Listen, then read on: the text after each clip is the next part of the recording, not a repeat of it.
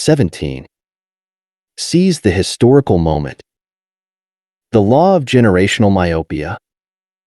You are born into a generation that defines who you are more than you can imagine. Your generation wants to separate itself from the previous one and set a new tone for the world. In the process, it forms certain tastes, values, and ways of thinking that you as an individual internalize. As you get older, these generational values and ideas tend to close you off from other points of view, constraining your mind. Your task is to understand as deeply as possible this powerful influence on who you are and how you see the world. Knowing in depth the spirit of your generation and the times you live in, you will be better able to exploit the zeitgeist. You will be the one to anticipate and set the trends that your generation hungers for. You will free your mind from the mental constraints placed on you by your generation, and you will become more of the individual you imagine yourself to be, with all the power that freedom will bring. You. The rising tide. On May 10, 1774, 64-year-old King Louis XV of France died. And though the country went into the requisite mourning for its king, many French people felt a sense of relief. He had ruled France for over 50 years. He left a country that was prosperous, the preeminent power in Europe, but things were changing. The expanding middle class craved power, the peasantry was restless, and people in general yearned for a new direction. And so it was with great hope and affection that the French people turned to their new ruler, King Louis XVI, the grandson of the deceased king, who was a mere 20 years old at the time. He and his young wife, Marie Antoinette, represented a new generation that would certainly revitalize the country and the monarchy itself. The young king, however, did not share the optimism of his subjects. In fact, at moments he was on the verge of panic. Ever since he was a boy, he had dreaded the possibility that he might become king. Compared with his affable grandfather, Louis was quite shy around people. He was an awkward young man, always uncertain and fearful of making mistakes.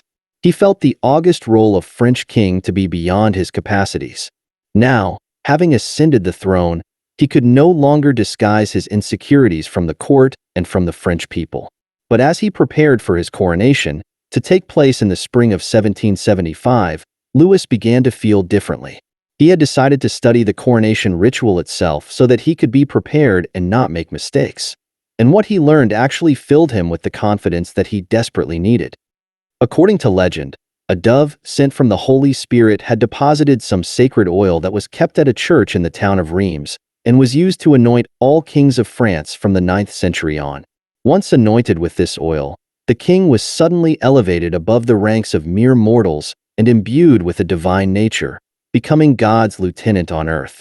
The ritual represented the marriage of the new king with the church and the French people. In his body and spirit, the king would now embody the entire populace, their two fates intertwined. And, sanctified by God, the king could depend on the Lord's guidance and protection. By the 1770s, many French people and progressive clergymen had come to see this ritual as a relic of a superstitious past, but Louis felt the opposite. To him, the ancientness of the rite was comforting. Believing in its significance would be the means to overcome his fears and doubts. He would be buoyed by a profound sense of mission, his divine nature made real by the anointment.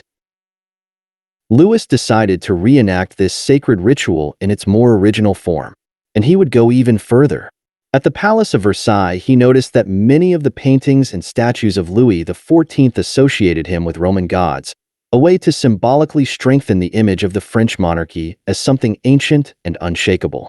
The new king decided he would surround himself with similar imagery for the public. Part of the coronation, overwhelming his subjects with the spectacle and the symbols he had chosen. Louis XVI's coronation took place on June 11, 1775, and in the crowd outside the cathedral that warm day was a most unlikely tourist, a 15-year-old youth named Georges-Jacques Danton. He was a student at a boarding school in the town of Troyes. His family had come from the peasantry, but his father had managed to become a lawyer, raising the family up into the expanding French middle class. His father had died when Danton was 3, and his mother had raised him with the hope that Danton would continue in his father's footsteps, securing a solid career. Danton was quite strange-looking. if not downright ugly. He was unusually large for his age, with an enormous head and a rather monstrous face. Growing up on the family farm, he had twice been attacked by bulls, their horns splitting his upper lip and cracking his nose. Some people found him frightening, but many were charmed by his youthful exuberance and could ignore the face. The boy was simply fearless, always in search of adventure, and it was his bold spirit that attracted people to him, particularly among his classmates. At the school he was attending, the liberal priest who ran it had decided to award a prize to the student who wrote an essay that best described the upcoming coronation, its necessity and meaning at a time when France was trying to modernize itself. Danton was not the intellectual type. He preferred swimming in the nearby river and any other kind of physical activity. The one subject that excited him was history, particularly ancient Rome. His favorite historical figure was the great Roman lawyer and orator Cicero. He identified with Cicero, who also came from the middle class. He memorized Cicero's speeches and developed a love for oratory. With his powerful speaking voice, he was a natural at the art, but he was not very good at writing. He desperately wanted to win the essay prize. It would instantly elevate him among the ranks of fellow students. He had reasoned, however, that the only way he could compensate for his less than stellar literary skills was to witness the coronation firsthand and give a vivid description of it. He also felt a strange affinity with the young king. They were not far apart in age, and both were large and considered decidedly unhandsome. Playing hooky to get to Reims, only 80 miles away, was just the kind of adventure that had always attracted him.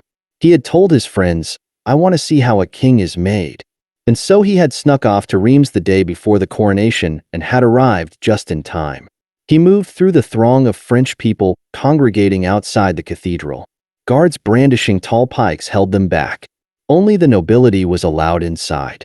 Danton pushed as far forward as he could, and then he spotted the king, wearing the most spectacular ceremonial robe encrusted with diamonds and gold, making his way up the steps. There was the pretty queen following him in a splendid gown, her hair piled impossibly high, followed by other members of her entourage. From a distance, they were all like figures from another era, so different from anybody he had ever seen before. He waited patiently outside for the end of the ritual, at which point the king re-emerged, now sporting a crown. For a brief moment he got a closer look at Louis's face as he passed by, and he was surprised to find that the king seemed quite ordinary, despite the robes and jewels. The king then got into the most elaborate carriage imaginable, named the Saker. It was like something out of a fairy tale. It was built for the coronation and designed to represent the chariot of Apollo, glistening like the sun being the symbol of the French king. And it was enormous. On all sides it featured gold statuettes of Roman gods. On the door panel facing Danton, he could see an elaborate painting of Louis XVI as a Roman emperor atop a cloud, beckoning the French people below him. Strangest of all, the carriage itself sported a large bronze crown. The Saker was meant to serve as the very symbol of the monarchy, dazzling and mythical. It was quite a sight, but for some reason it seemed oddly out of place. Too large, too bright, and when the king got in, it seemed to swallow him up. Was it magnificent? Or was it grotesque? Danton could not decide. Danton returned to school later that same day, his head spinning with all of these strange images.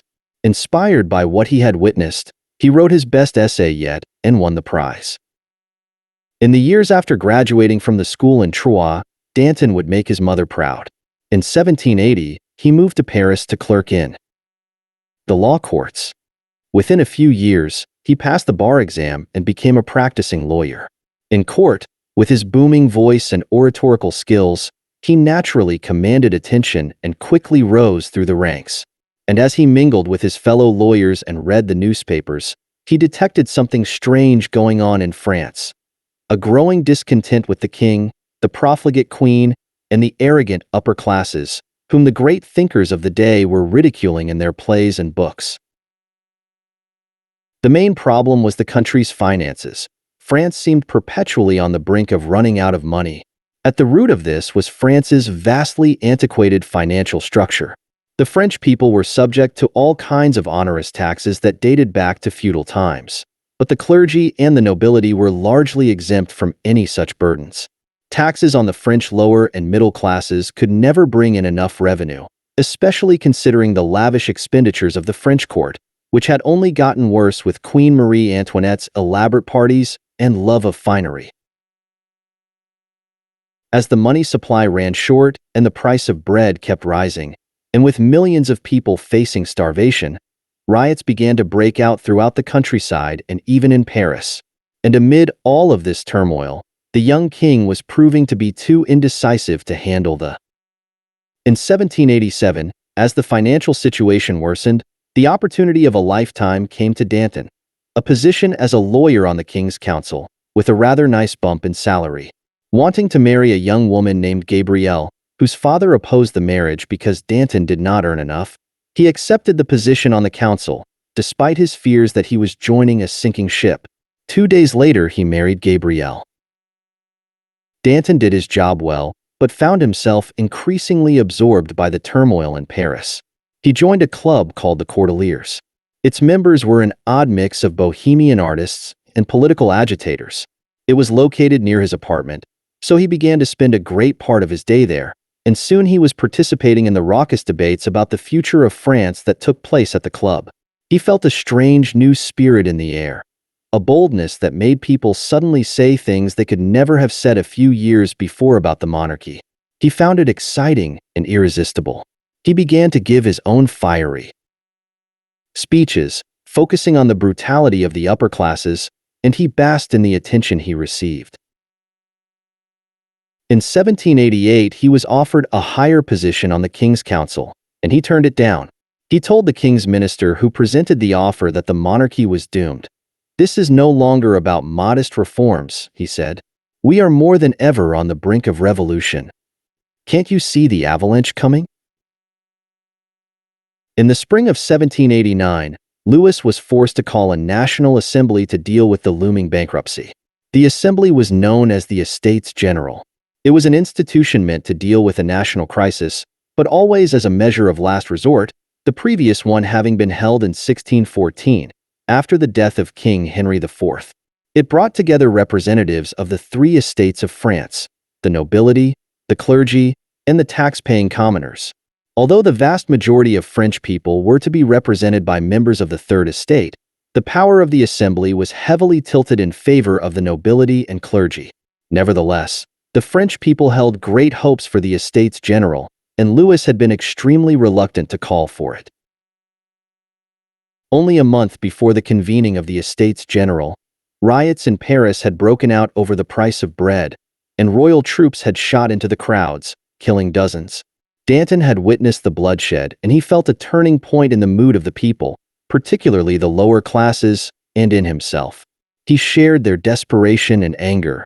They could no longer be placated with the usual rhetoric. He began to address the angry crowds on street corners, attracting followers and making a name for himself. To a friend who was surprised at this new direction in his life, he responded that it was like seeing a strong tide in the river, jumping in and letting it carry him where it might. As he prepared for the convening of the Estates General, King Louis could barely contain his resentment and anger. In the years since he had become king, various finance ministers had warned him of an impending crisis if France did not reform its tax system. He had understood this and had tried to initiate reforms, but the nobility and clergy, fearing where this might lead, had become so hostile to such ideas that the king had been forced to back down. And now, with the state's coffers nearly empty, the nobility and the Third Estate were holding him hostage, making him convene the Estates General and putting him in the position of begging for funds from his people. The Estates General was not a traditional part of French government. It was an anomaly, a challenge to the divine right of the king, a recipe for anarchy. Who knew what was best for France? His subjects, with their million different opinions? The nobility, with their own narrow interests and hunger to grab more power? No, only the king could navigate the nation through this crisis. He had to regain the upper hand over these rowdy children. The king decided upon a plan. He would impress upon them all the majesty of the monarchy and its absolute necessity as the supreme power in France. To do so, he would hold the Estates General at Versailles, something his advisors warned him not to do, considering Versailles' closeness to Paris and all its agitators. Louis reasoned that most of the delegates of the Third Estate came from the middle classes and were relatively moderate. Amid the grandeur and all the symbols of the French monarchy, the members of the Third Estate could not help but think of what Louis XIV, the builder of Versailles, had created and how much they owed the monarchy for transforming France into a great power.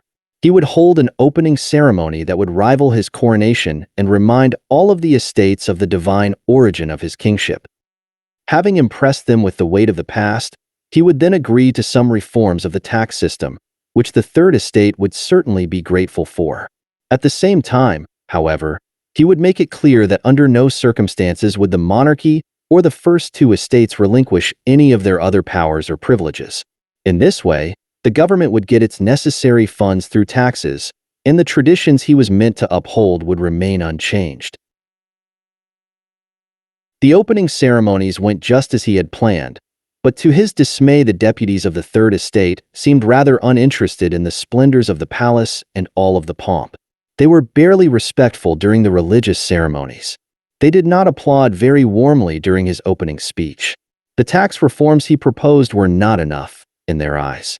And as the weeks went by, the members of the Third Estate became increasingly demanding, its members now insisting that the three estates have equal power. When the king refused to accept their demands, they did the unthinkable. They declared themselves the true representatives of the French people, equal to the king, and they called their body the National Assembly. They proposed the formation of a constitutional monarchy, and they claimed to have the overwhelming support of the country. If they did not get their way, they would make sure the government would be unable to raise the necessary taxes. At one point, as the king grew furious at this form of blackmail, he ordered the Third Estate to disband from their meeting place, and they refused, disobeying a royal decree. Never had any French king witnessed such insubordination from the lower classes.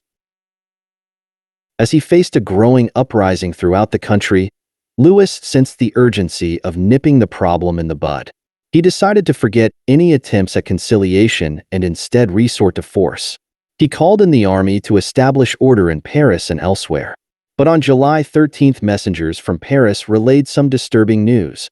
The Parisians, anticipating Louis's use of the military, were quickly arming themselves, looting military stockades. The French troops that had moved in to quell the rebellion were unreliable, many of them refusing to fire on their compatriots.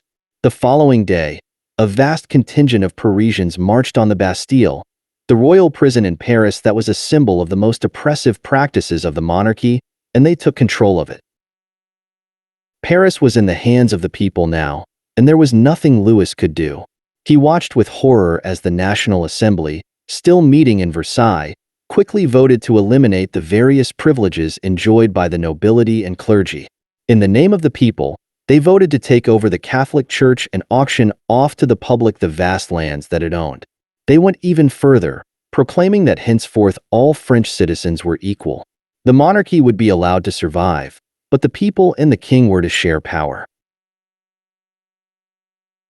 In the following weeks, as the courtiers, shocked and terrified by these events, quickly fled Versailles to safe regions or to other countries, the king could now feel the full brunt of what had happened in the past few months. He wandered the halls of the palace, virtually alone. The paintings and august symbols of Louis XIV stared back at him in mockery of all that he had allowed under his rule. Somehow he had to retake control of France, and the only way to do so was to lean even more on the military, finding those regiments that had remained loyal to him. In mid-September, he recalled the Flanders Regiment, containing some of the best soldiers in the country and renowned for its royalist sympathies, to Versailles. On the evening of October 1st, the king's personal guard decided to host a banquet in honor of the Flanders Regiment. All of the courtiers who had remained in the palace, along with the king and the queen, attended the banquet. The soldiers became drunk. They shouted cheers to the king and oaths to the monarchy. They sang ballads ridiculing the French people in the raunchiest terms. They grabbed handfuls of the tricolor badges and ribbons that symbolized the revolution and trampled them with their boots. The king and the queen, so despondent of late, took this all in with undisguised delight.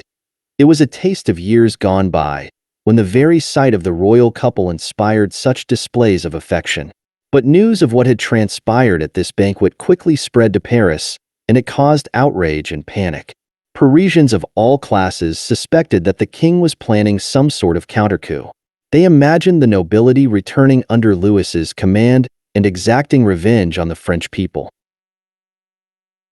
Within days, the king learned that thousands of Parisians were now marching on Versailles. They were armed and dragging cannons.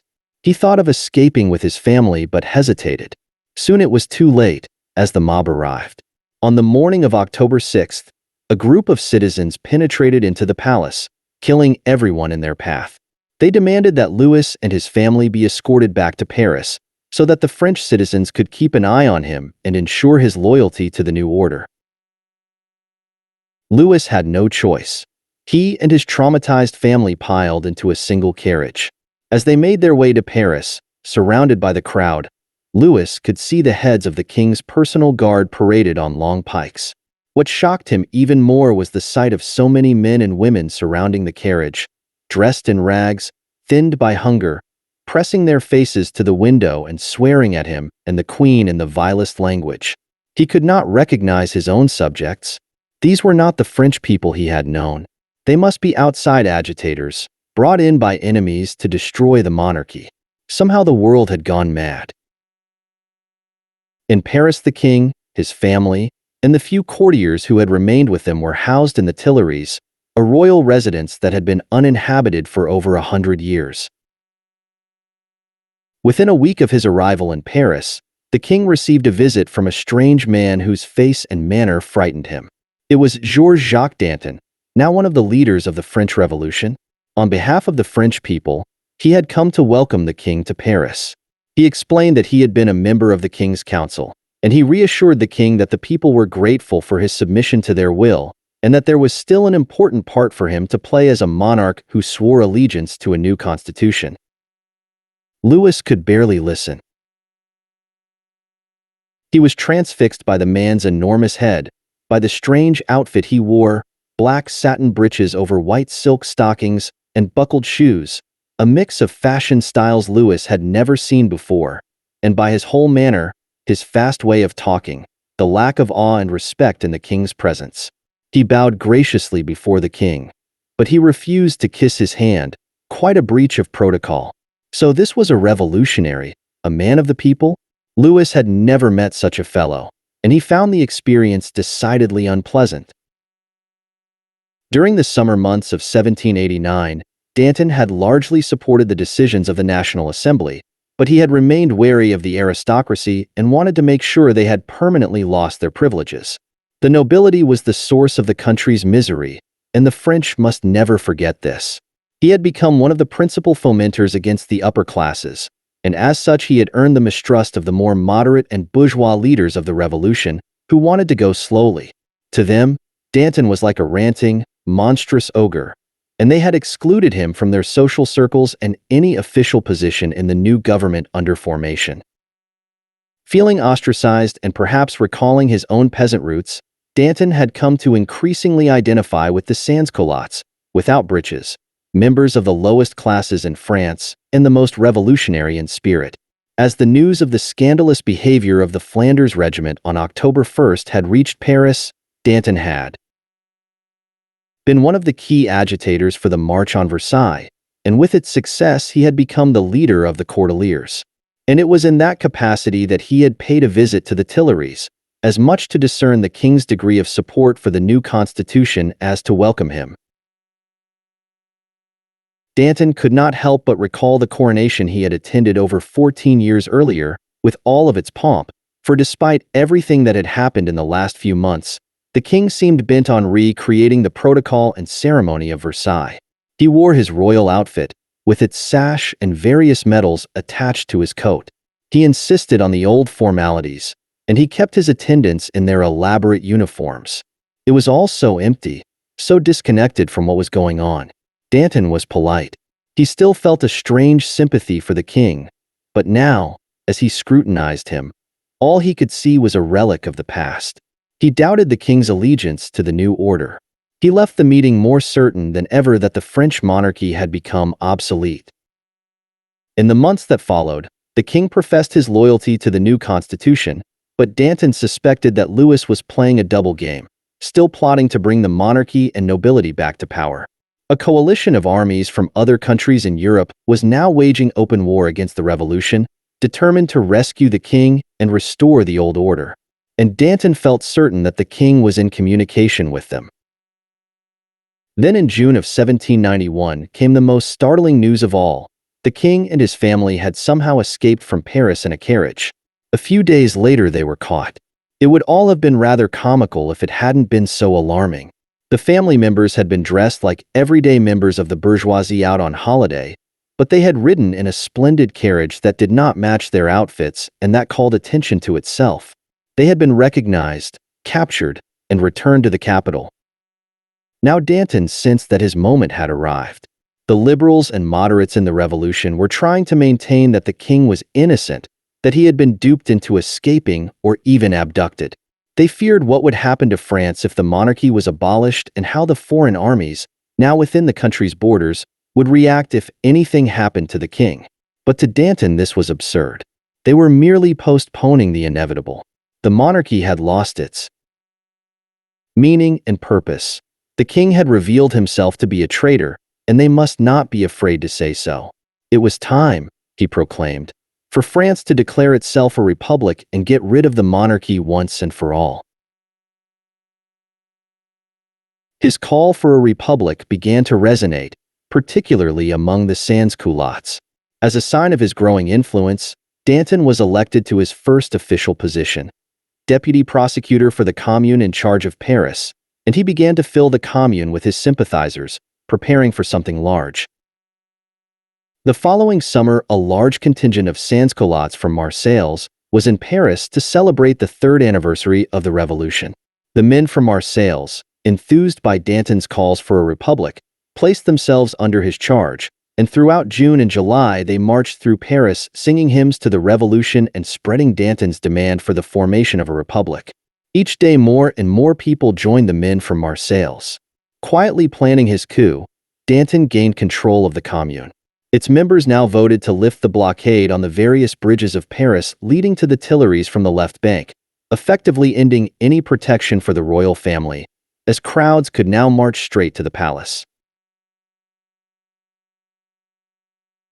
On the morning of August 10th, alarm bells rang out throughout the city, and accompanied by a steady drumbeat, an enormous contingent of Parisians marched across several bridges to invade the Tuileries. Most of the guards protecting the palace scattered, and soon the royal family was forced to flee for their lives, taking refuge in the nearby hall where the National Assembly met. The crowd quickly massacred the remaining soldiers guarding the palace and took it over.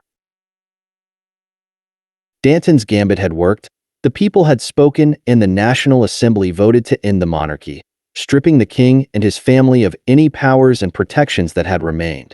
In one blow, Danton had put an end to the longest-lasting and most powerful monarchy in Europe. The king and his family were shuttled to the Temple, a medieval priory that would serve as their private prison as the new government decided their fate. Danton was now named Minister of Justice, and he was the de facto leader of the new Republic of France. At the Temple, Louis found himself separated from his family, awaiting trial for treason in December. He was now to be known as Louis Capet, the family name of the founder of the French 10th century kingship that would end with Louis, a commoner with no privileges. Mostly alone, he had time to reflect on the traumas of the past 3.5 years. If only the French people had kept their faith in him, he would have found a way to solve all of the problems. He was still certain that godless demagogues and outside agitators had spoiled the people's natural love for him.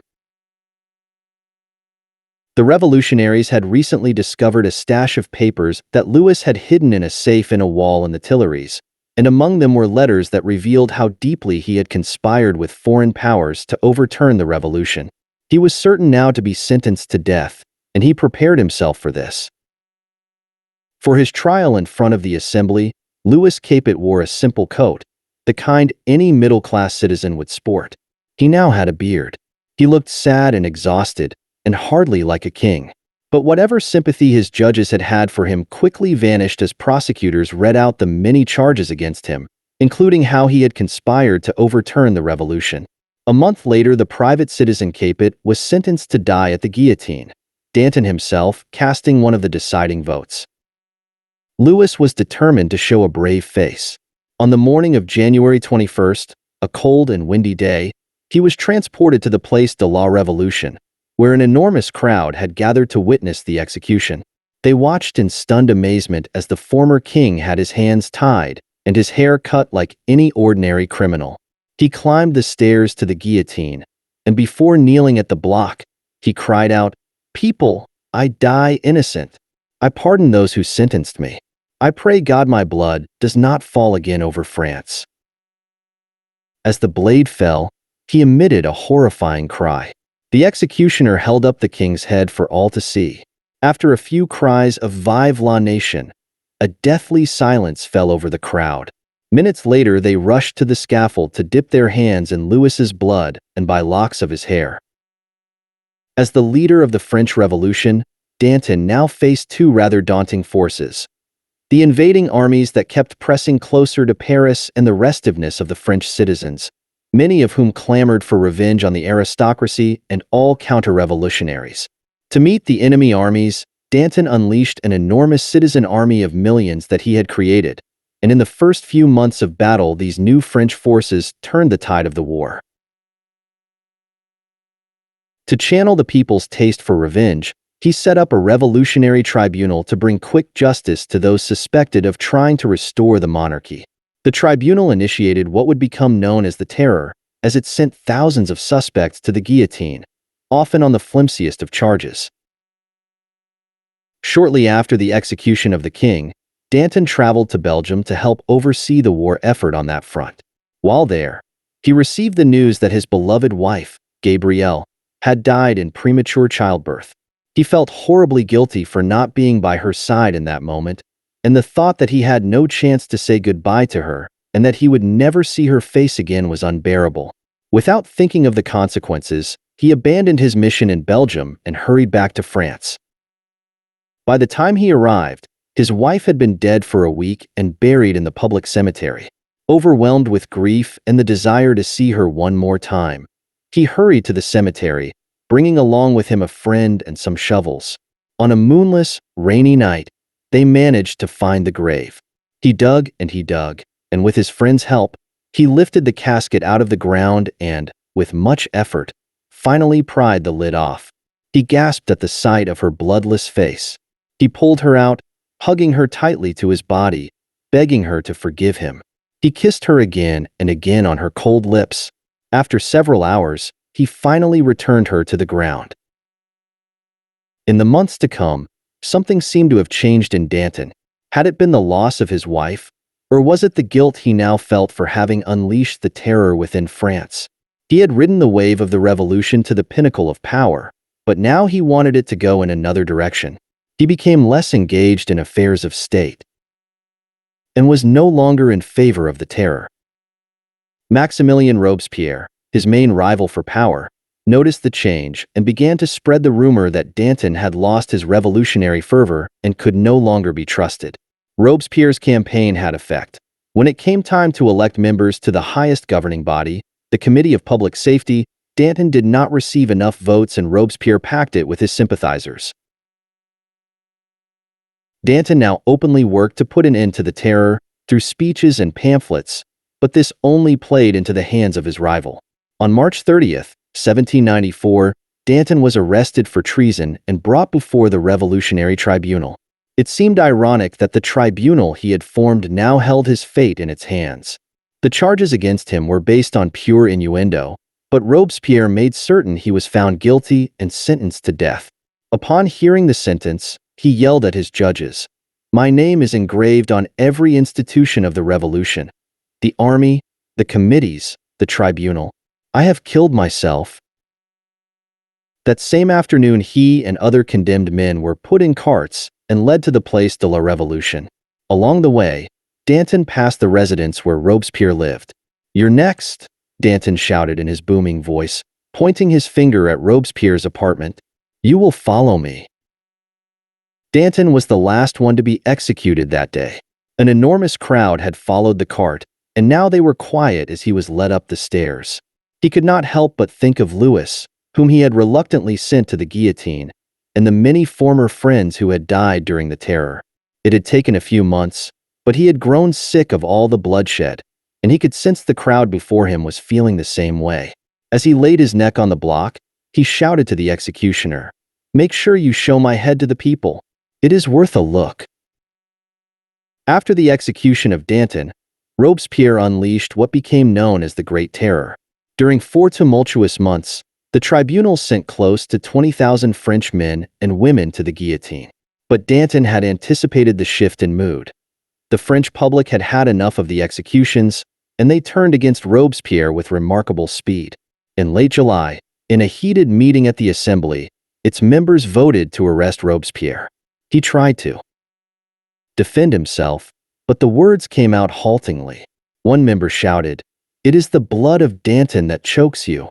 The following morning, without a trial, Robespierre was guillotined, and days later the Assembly abolished the Revolutionary Tribunal. At around the time of Robespierre's execution, the new leaders of the revolution were looking for ways to drum up funds for the various emergencies France was facing, and someone mentioned the recent rediscovery of Louis's magnificent coronation carriage, the Saker. Perhaps they could sell it.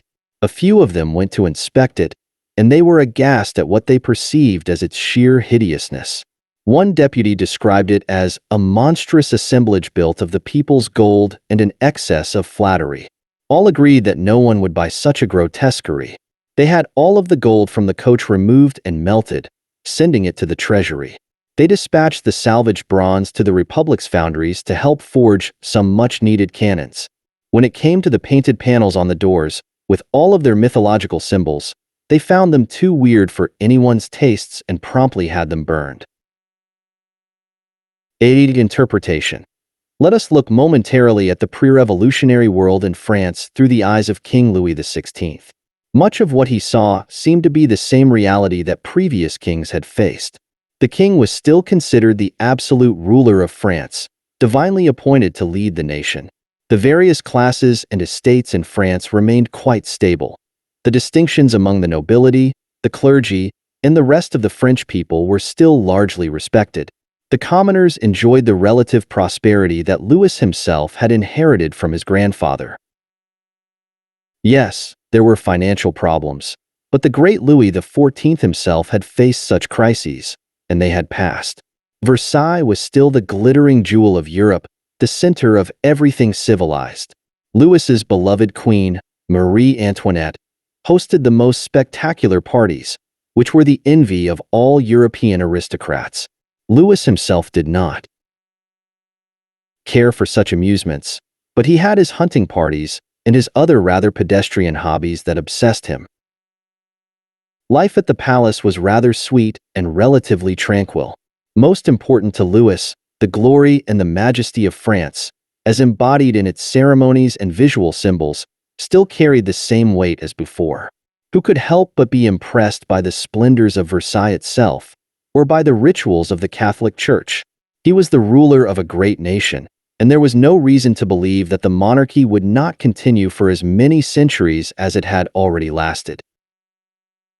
Below the surface of what he saw, however, there were some troubling signs of discontent. Beginning during the reign of Louis XV, writers such as Voltaire and Diderot began to ridicule the Church and the monarchy for all of their backward, superstitious beliefs. They reflected a new scientific spirit spreading throughout Europe, and it was hard to reconcile this with many of the practices of the Church and the nobility. Their ideas became known as the Enlightenment, and they began to gain influence among the expanding middle class, which had felt excluded from power and was not so immersed in all of the symbolism of the monarchy. Below the seemingly tranquil facade of the nobility, there were quite a few cracks. Many aristocrats had come to loathe the absolute power of the king, whom they saw as weak and not worthy of their respect. They hungered for more power for themselves. Secret societies were sprouting up everywhere, promoting a whole new way of socializing, far from the stuffy environment of the court. Supreme among them were the Freemasons and their lodges, with their own secret rituals. Danton himself was a member. The Freemasons' lodges were hotbeds of discontent with the monarchy, their members highly sympathetic to the ideas of the Enlightenment. They craved a new order in France. In Paris, the theater had suddenly become the most popular place to frequent and to be seen at, much more popular than the church. And plays were now being performed that mocked the monarchy in the most brazen manner. And all of those majestic symbols and ceremonies of the monarchy that had remained relatively unchanged were beginning to seem rather empty, masks with nothing behind them. Courtiers no longer really understood what they were doing, or why, when they engaged in their elaborate rituals in company with the king. The paintings, statues, and fountains ornamented with mythological figures were as beautiful as ever, but they were simply seen as surface pieces of art, not as indications of a deep connection to France's glorious past.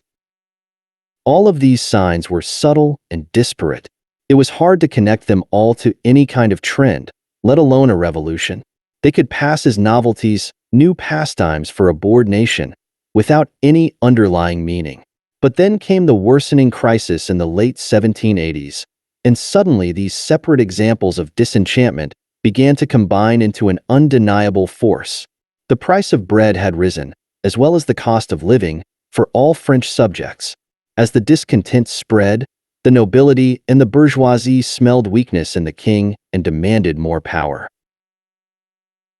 Now the king could not ignore what was happening, and at the Estates General the loss of respect and the disenchantment were all too visible to him in the behavior of the Third Estate. Louis, however, could only view these events through the lens of the divine monarchy that he had inherited and clung to so desperately. These French subjects who were disrespecting and disobeying his absolute rule must be godless individuals, and only a noisy minority. To disobey his word was tantamount to sacrilege. If such people could not be persuaded by the symbols of the glorious past, he would have to use force to make the past and the traditions prevail. But once something has lost its spell and no longer enchants, no amount of force can bring it back to life. And as he rode in that carriage in October of 1789 that carried him away forever from Versailles and the past, all he could see were people who were not his subjects but aliens of some sort. He had to include Danton in such a group. At his execution, he addressed the crowd as if he were still the king, forgiving them their sins. The crowd instead saw just a human, stripped of all his previous glory, no better than they were. When Georges-Jacques Danton looked out at the same world as the king, he saw something quite different. Unlike the king, he was not timid or insecure but the opposite. He had no inner need to rely upon the past to prop him up. He had been educated by liberal priests who had instilled in him Enlightenment ideas. And at the age of 15, at the coronation he caught a fleeting glimpse of the future, intuiting for a moment how empty the monarchy and its symbols had become, and that the king was just an ordinary man. In the 1780s, he began to pick up the disparate signs of change, from within the king's council and the growing disrespect among the lawyer class, to the clubs and street life, where a new spirit could be detected. He could feel the pain of the lower classes and empathize with their sense of exclusion. And this new spirit was not simply political but also cultural. The youth of Danton's generation had grown tired of all of the empty formality in French culture. They yearned for something freer and more spontaneous. They wanted to express their emotions openly and naturally. They wanted to get rid of all the elaborate outfits and hairstyles and wear looser clothing with less ostentation. They wanted more open socializing, the open mingling of all the classes, as occurred in the clubs in Paris. We could call this cultural movement the first real explosion of Romanticism, valuing emotions and sensations above the intellect and formalities. Danton both exemplified this romantic spirit and understood it. He was a man who always wore his heart on his sleeve, and whose speeches had the feel of spontaneous outpourings of ideas and emotions. His disinterment of his wife was like something out of romantic literature, an expression of emotion unimaginable some 10 years before. This side of Danton was what made him so relatable and compelling to the public. In a way that made him quite unique, Danton was able before anyone else to connect the meaning behind all of these signs and foresee a mass revolution on its way. An avid swimmer, he compared all of this to the tide in a river. Nothing in human life is ever static. There is always discontent below the surface and hunger for change. Sometimes this is rather subtle, and the river seems somewhat placid but still moving. At other times it is like a rush, a rising tide that no one, not even a king with absolute power, can hold back. Where was this tide carrying the French? That was the key question. To Danton it soon became clear it was heading toward the formation of a republic. The monarchy was now just a facade. Its show of majesty no longer stirred the masses. They now saw that the actions of the king were all about holding on to power. They saw the aristocracy as a bunch of thieves, doing little work and sucking up the wealth of France.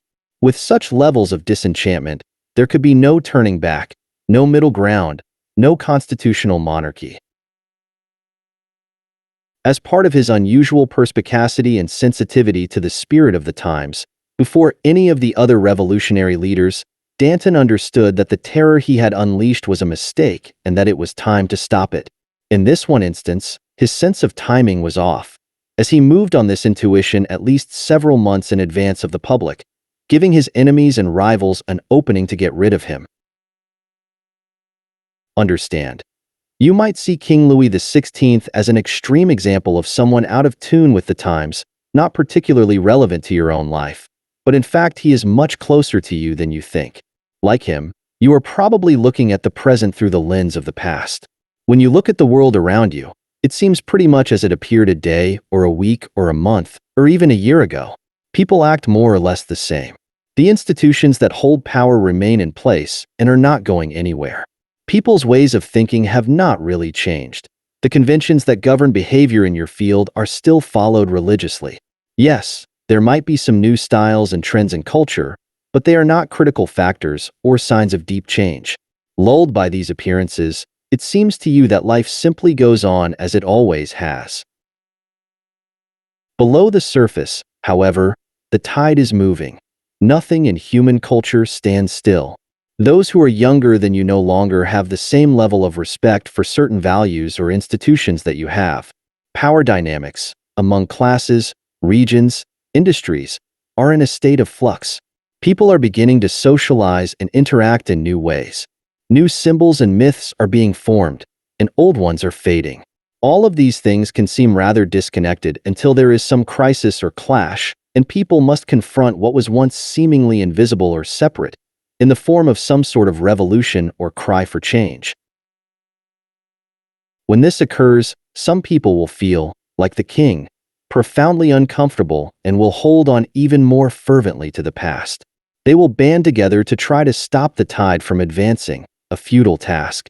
Leaders will feel threatened and cling more tightly to their conventional ideas. Others will be carried along without really understanding where it is all headed or why things are changing.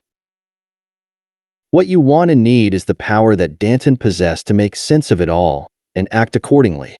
And this power is a function of vision, of looking at events from a different angle, through a fresh framework. You ignore the cliched interpretations that others will inevitably spout when facing changes.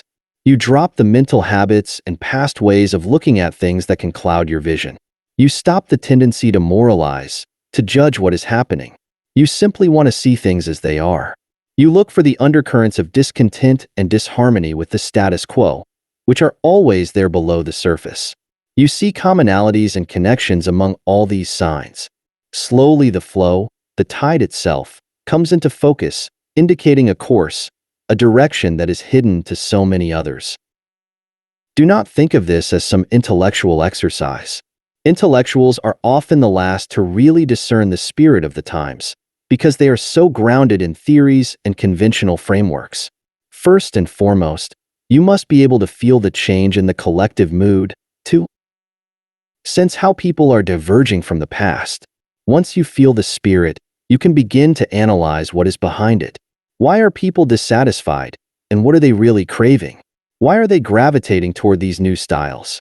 Look at those idols from the past that no longer cast a spell, that seem ridiculous, that are the subject of mockery, particularly among the young. They are like Lewis's carriage. When you detect enough such disenchantment, you can be sure something strong is cresting. Once you have an adequate feel for what is really going on, you must be bold in how you respond, giving voice to what other people are feeling but not understanding. Be careful to not get too far out ahead and be misunderstood. Ever alert, always letting go of your prior interpretations, you can seize the opportunities in the moment that others cannot even begin to detect. Think of yourself as an enemy of the status quo, whose proponents must view you in turn as dangerous. See this task as absolutely necessary for the revitalization of the human spirit and the culture at large, and master it. Our era is a birth time and a period of transition. The spirit of man has broken with the old order of things, and with the old ways of thinking, and is of the mind to let them all sink into the depths of the past, and to set about its own transformation. The frivolity and boredom which unsettle the established order, the vague foreboding of something unknown, these are the heralds of approaching change. G. W. F. Hegel. Keys to human nature. In human culture, we can see a phenomenon, changes in fashions and styles, that at first glance might appear trivial, but that in fact is quite profound, revealing a deep and fascinating part of human nature. Look at clothing styles, for instance. In the stores or in fashion shows, we can perhaps detect some trends and changes from a few months before, but they are usually subtle. Go back to styles 10 years ago, and, compared with the present, the differences are quite apparent. Go back 20 years, and it is even clearer. With such a distance in time, we can even notice a particular style of 20 years ago that now probably looks a bit amusing and passé. These changes in fashion styles that are so detectable in increments of decades can be characterized as creating something looser and more romantic than the previous style, or more overtly sexual and body-conscious, or more classic and elegant, or gaudier and with more frills. We could name several other categories of changes in style, but in the end they are limited in number, and they seem to come in waves or patterns that are detectable over the course of several decades or centuries. For example, the interest in sparser and more classic clothing will recur at various intervals of time, not at precisely the same intervals, but with a degree of regularity. This phenomenon raises some interesting questions. Do these shifts relate to something more than just the desire for what is new and different? Do they reflect deeper changes in people's psychology and moods? And how do these changes occur, so that over enough time we can detect them? Do they come from a top-down dynamic in which certain individuals and tastemakers initiate a change, which is then slowly picked up by the masses and spread virally? Or are these tastemakers themselves responding to signs of change from within the society as a whole, from that social force described in Chapter 14, giving it a bottom-up dynamic? We can ask these questions about styles in music or any other cultural form, but we can also ask them about changing styles in thinking and theorizing, and how arguments in books are constructed. 50 years ago, many arguments were rooted in psychoanalysis and sociology, writers often seeing the environment as the primary influence on human behavior. The style was loose, literary, and given to much speculation. Now arguments tend to revolve around genetics and the human brain, with everything having to be backed up by studies and statistics. The mere appearance of numbers on a page can lend a certain air of credibility to the argument. Speculation is frowned upon. Sentences are shorter, designed to communicate information. But this change in theorizing style is not anything new. We can notice a similar back and forth, from the literary and speculative to the sober and data-driven, beginning in the 18th century and up to the present. What is fascinating in these shifts in style is the limited range of changes, their recurrence, and the increasing speed we now see in the shifts, as if we are witnessing a quickening in human restlessness and nervous energy. And if we examine this phenomenon closely enough, we can see quite clearly that these seemingly superficial changes do in fact reflect deeper alterations in people's mood and values, emerging from the bottom up. Something as simple as a desire for looser styles of clothing, as happened in the 1780s, reflects an overall psychological shift. Nothing is innocent in this realm. An interest in brighter colors, or a harder sound in music, have something else to say about what is stirring in the collective minds of the people of that time. And in examining this phenomenon even more deeply, we can also make the following discovery. What drives these changes is the continual succession of new generations of young people who are trying to create something more relevant to their experience of the world, something that reflects more their values and spirit and that goes in a different direction from that of the previous generation. We can generally describe a generation as comprising around 22 years, with those born at the earliest and latest parts of that period often identifying more with the previous or succeeding generation. And this pattern of change from one generation to the next is itself part of a larger pattern in history, going back thousands of years, in which particular reactions and shifts in values recur rather regularly, all of which suggests something about human nature that transcends us as individuals, that has programmed us to repeat these patterns for some reason. Many of us intuit the truth about generations, how they tend to have a kind of personality and how the younger generation initiates so many changes. Some of us are in denial about the phenomenon because we like to imagine that we as individuals shape what we think and believe, or that other forces such as class, gender, and race play a greater role. Certainly, the study of generations can be imprecise. It is a subtle and elusive subject, and other factors play a role as well. But looking in depth at the phenomenon reveals that in fact it is more of an influence than we generally imagine, and is in many ways the great generator of so much that happens in history. And understanding this generational phenomenon can yield several other benefits. We can see what forces shaped our parents' mindset, and then ours in turn, as we have tried to go in a different direction. We can make better sense of the underlying changes going on in all areas of society and begin to surmise where the world is headed, to anticipate future trends, and to understand the role we can play in shaping events.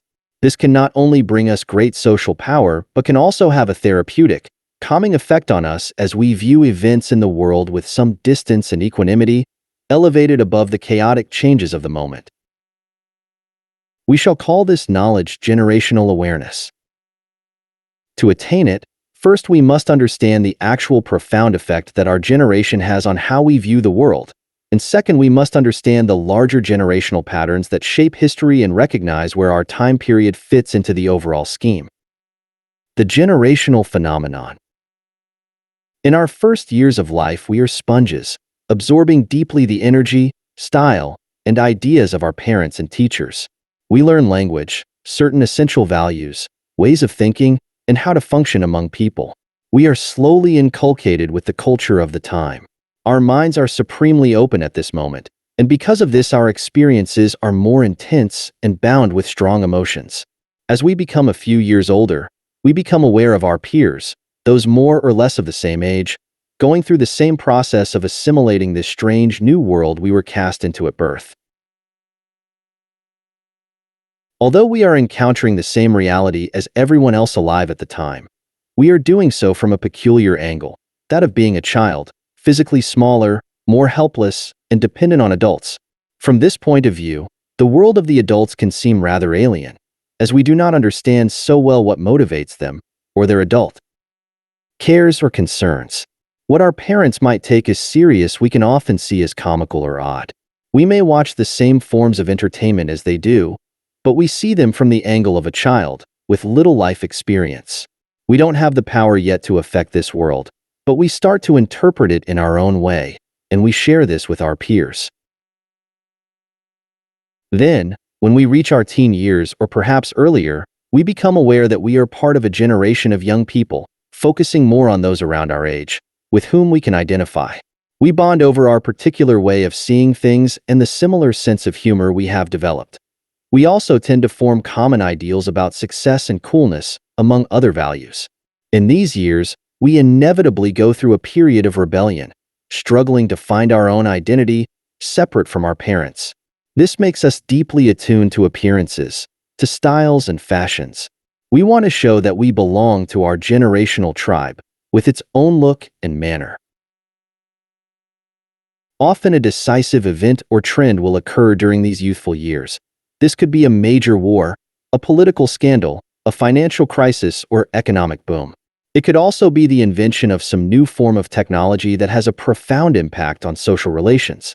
Because we are so young and impressionable, such events have a decisive influence on the generational personality that is forming, making us cautious if it is a war or crash in the economy, or hungry for adventure if it is something that sparks prosperity or stability.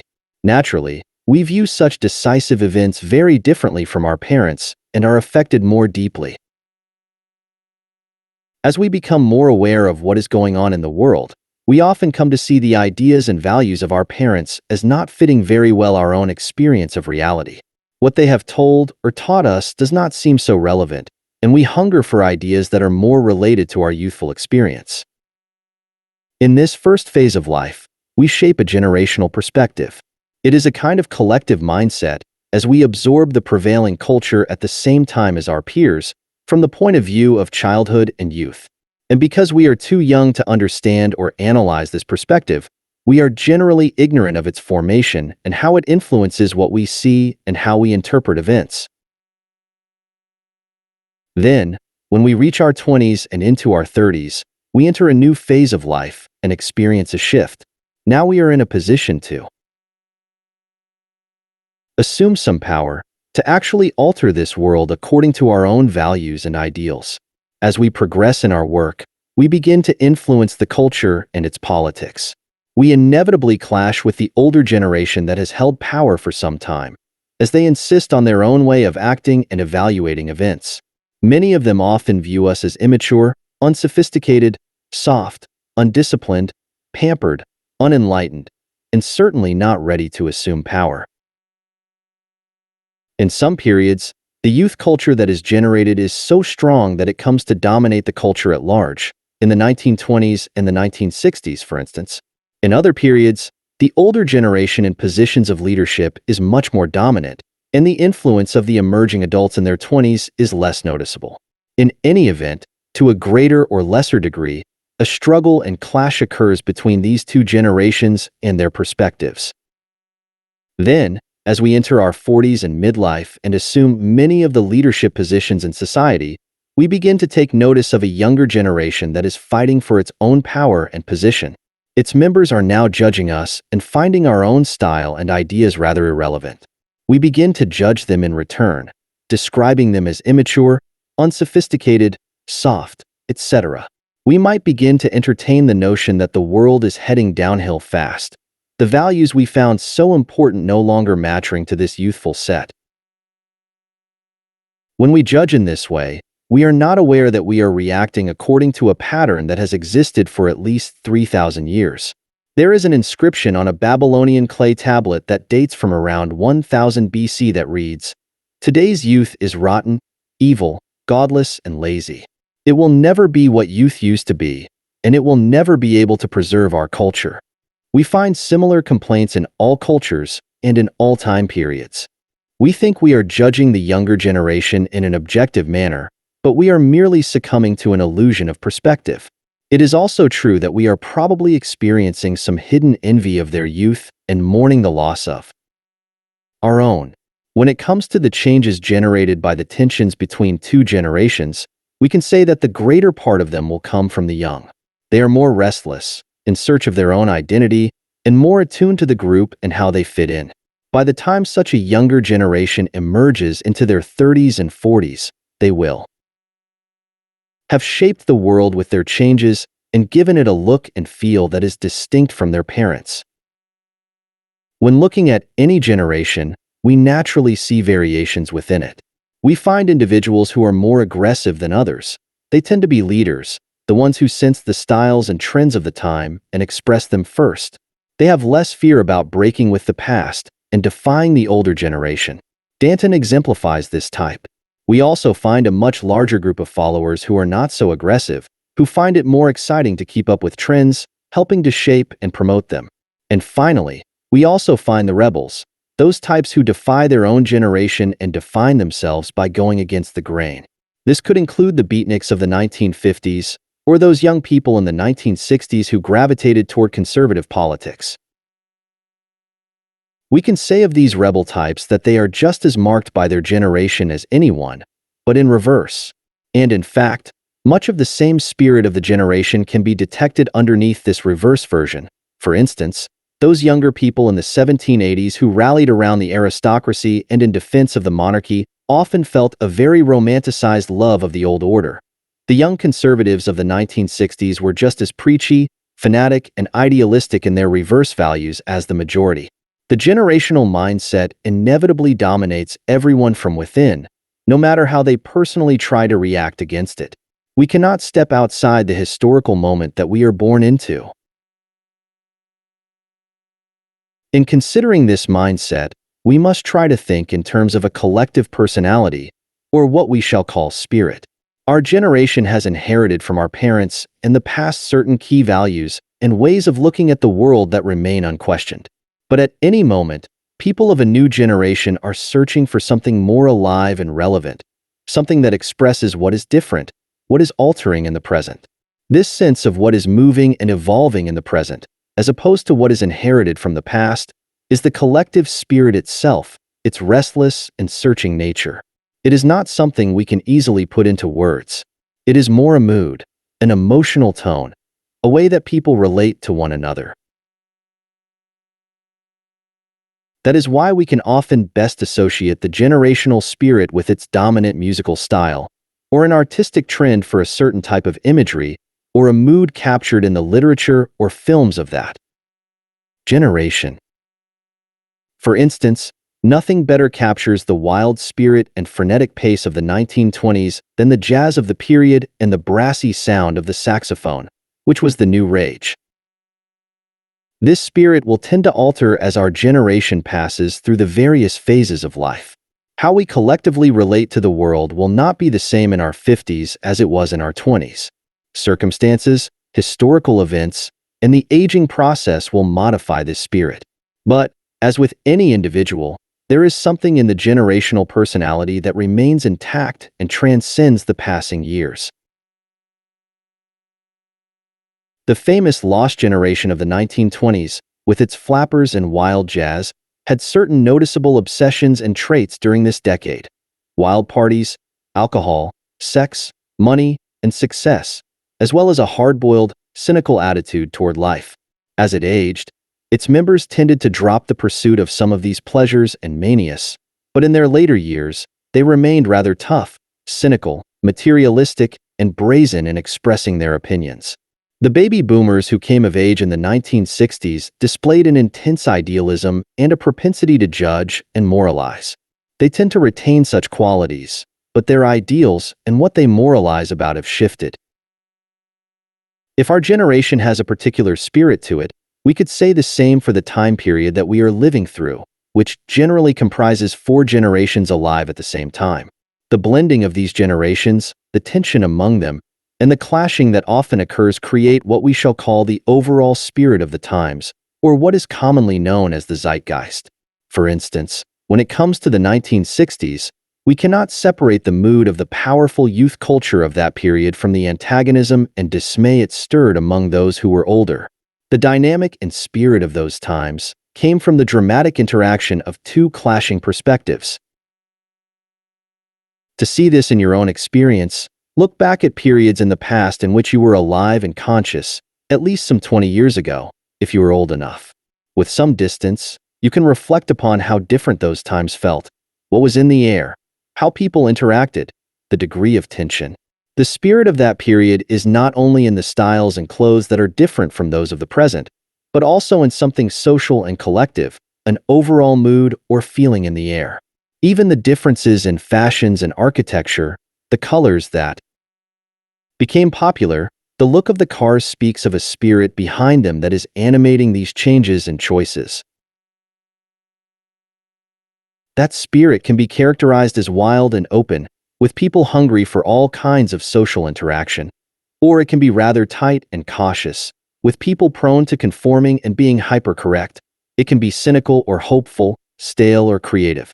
What you want to do is to be able to gauge the spirit of the present moment, with a similar sense of distance, and to see where your generation fits into the overall scheme of history, giving you a sense of where things might be headed. Generational patterns. Since the beginning of recorded time, certain writers and thinkers have intuited a pattern to human history. It was perhaps the great 14th century Islamic scholar Ibn Khaldun who first formulated this idea into the theory that history seems to move in 4 acts, corresponding to 4 generations. The first generation is that of the revolutionaries who make a radical break with the past, establishing new values, but also creating some chaos in the struggle to do so. Often in this generation there are some great leaders or prophets who influence the direction of the revolution and leave their stamp on it. Then along comes a second generation that craves some order.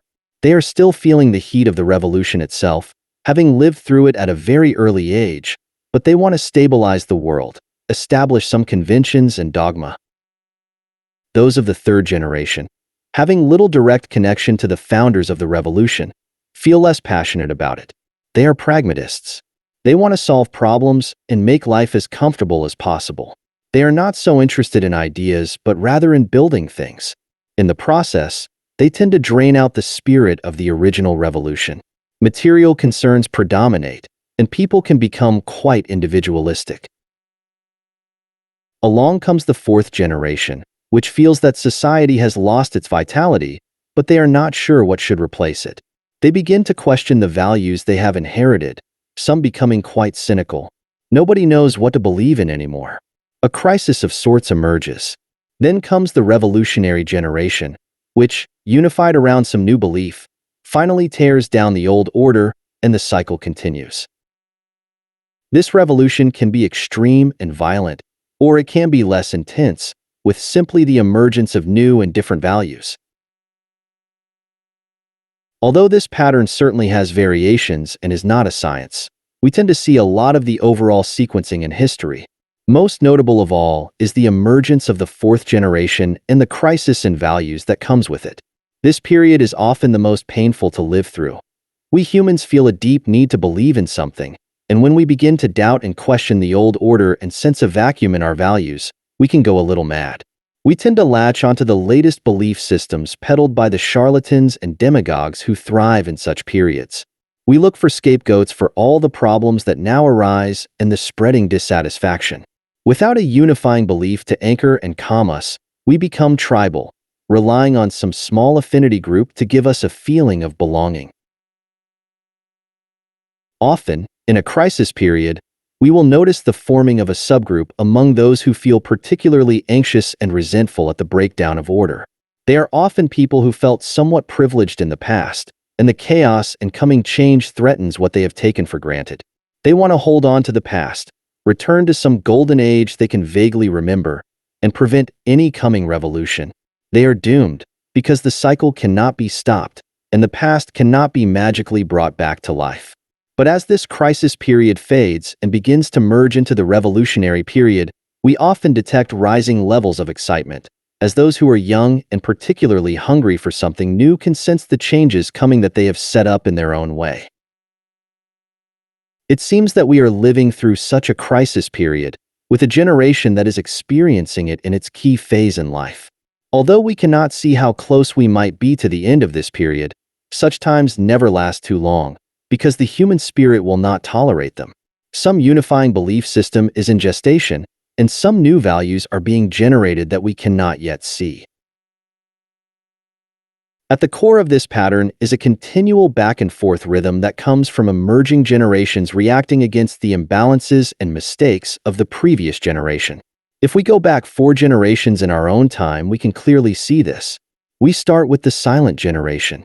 As children experiencing the Great Depression and as adults coming of age during World War II and the post-war period, they became rather cautious and conservative, valuing stability, material comforts, and fitting tightly into the group.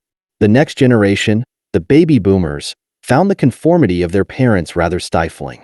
Emerging in the 1960s, and not haunted by the harsh financial realities of their parents, this generation valued personal expression, having adventures, and being idealistic. This was followed by Generation X, which was marked by the chaos of the 1960s and the ensuing social and political scandals. Coming of age in the 1980s and 1990s, It was pragmatic and confrontational, valuing individualism and self-reliance. This generation reacted against the hypocrisies and impracticalities in their parents' idealism. This was followed by the millennial generation. Traumatized by terrorism and a financial crisis, they reacted against the individualism of the last generation, craving security and teamwork, with a noted dislike of conflict and confrontation. We can deduce two important lessons from this. First, our values will often depend upon where we fall in this pattern and how our generation reacts against the particular imbalances of the previous generation. We would simply not be the same person we are now, with the same attitude and ideals, if we had emerged during the 1920s or the 1950s instead of later periods. We are not aware of this critical influence because it is too close to us to observe. Certainly, we bring our own individual spirit into play in this drama, and to the degree that we can cultivate our uniqueness, we will gain power and the ability to direct the zeitgeist. But it is critical that we recognize first the dominant role that our generation plays in our formation, and where this generation falls in the pattern. Second, we notice that generations seem capable only of reacting and moving in an opposing direction to the previous generation. Perhaps this is because a generational perspective is formed in youth, when we are more insecure and prone to thinking in black and white terms. A middle way, a balanced form of choosing what might be good or bad in the values and trends of the previous generation, seems contrary to our collective nature. On the other hand, this back-and-forth pattern has a salutary effect. If one generation simply carried forward the tendencies of the previous one, we would probably have destroyed ourselves long ago. Imagine generations that succeeded the wildness of the 1920s or the 1960s by continuing with this spirit and going further with it, or a generation that succeeded the 1950s by remaining equally conservative and conformist. We would suffocate ourselves with too much self-expression or stagnation. The pattern may lead to imbalances, but it also ensures that we revitalize ourselves. Sometimes the changes that are generated in a revolutionary period are rather trivial and do not last past the cycle. But sometimes, from a strong crisis, a revolution forges something new that lasts for centuries and represents progress toward values that are more rational and empathetic. In seeing this historical pattern, we must recognize what seems to be an overall human spirit that transcends any particular time, and that keeps us evolving.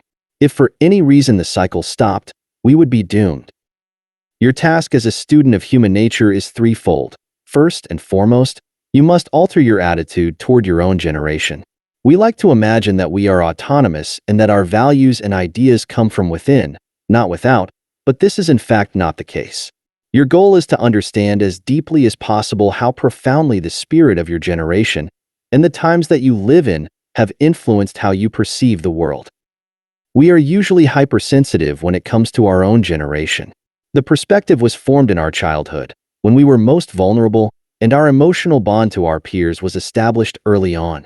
We often hear an older or younger generation criticizing us, and we naturally become defensive.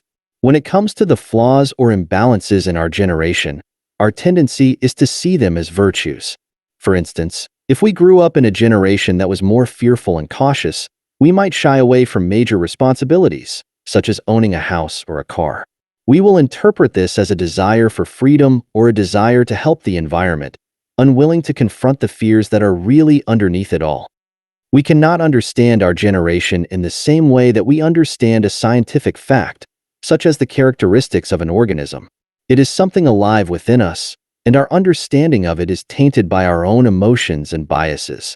What you must do is to try to attack the problem free from judgments and moralizing, and to become as objective as humanly possible. The personality of your generation is neither positive nor negative. It is simply an outgrowth of the organic process described above. Consider yourself a kind of archaeologist digging into your own past and that of your generation, looking for artifacts, for observations that you can piece together to form a picture of the underlying spirit. When you examine your memories, try to do so with some distance, even when you recall the emotions you felt at the time. Catch yourself in the inevitable process of making judgments of good and bad about your generation or the next one, and let go of them. You can develop such a skill through practice. Forging such an attitude will play a key role in your development. With some distance and awareness, you can become much more than a follower of or a rebel against your generation. You can mold your own relationship to the zeitgeist and become a formidable trendsetter. Your second task is to create a kind of personality profile of your generation, so that you can understand its spirit in the present and exploit it. Keep in mind that there are always nuances and exceptions. What you are looking for is common traits that signal an overall spirit. You can begin this by looking at the decisive events that occurred in the years before you entered the work world, and that played a large role in shaping this personality. If this period comprises more or less 22 years, there is often more than just one decisive event for that period. For instance, for those who came of age during the 1930s, there was the Depression and then the advent of World War II. For the baby boomers, there was the Vietnam War, and later Watergate and the political scandals of the early 1970s.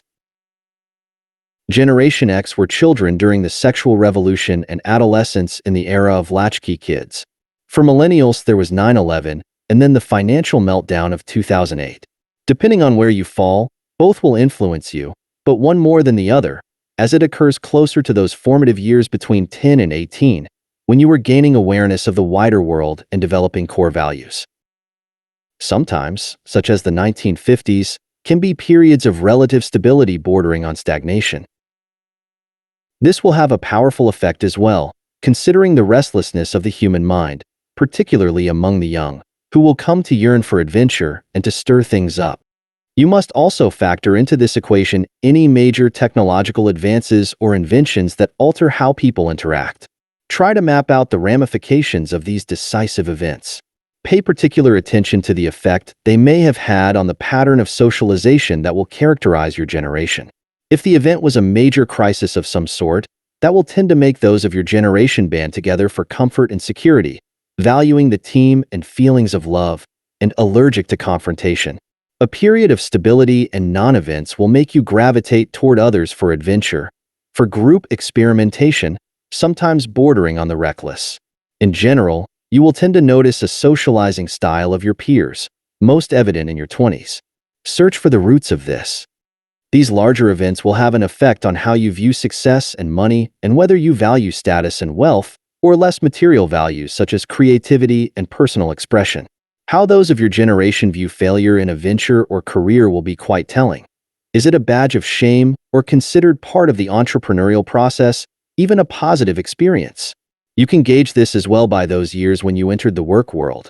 Did you feel the pressure to start making money right away? Or was it a time to explore the world and have adventures, then settle on something in your 30s?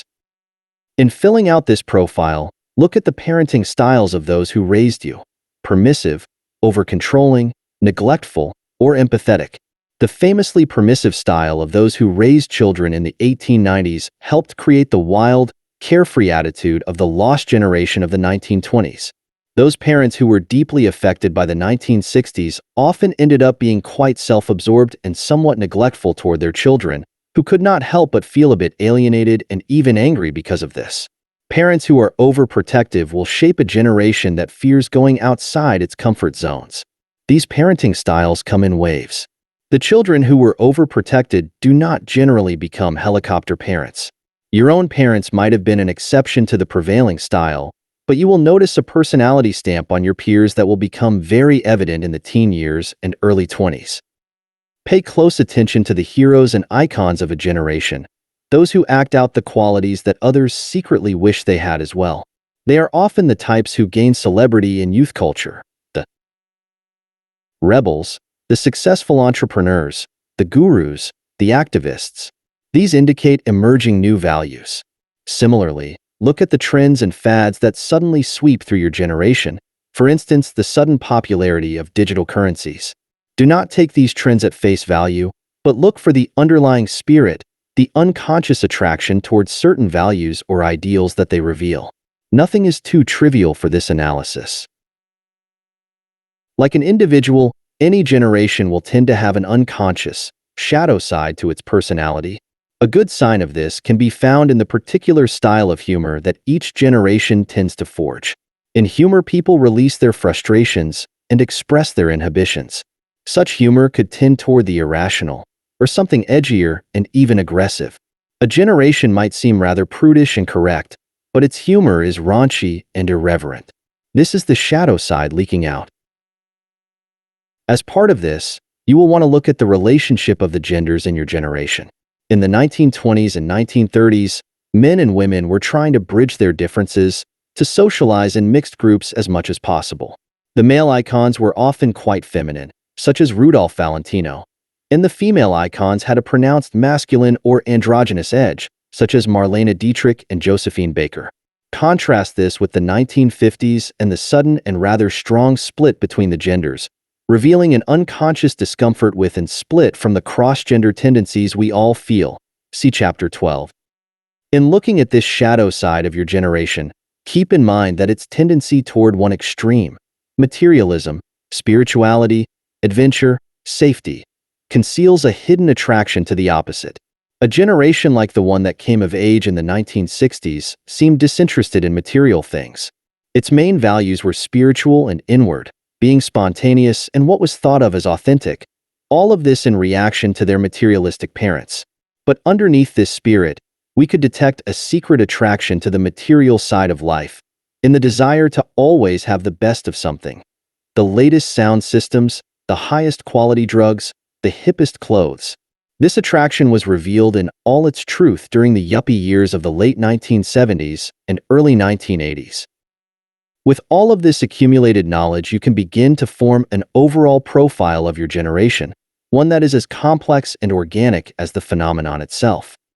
Your third task, then, is to expand this knowledge to something broader, first trying to piece together what could be considered the zeitgeist. In this sense, you are looking particularly at the relationship between the two dominant generations, early adults, ages 22 to 44, and those in midlife, 45 to 66.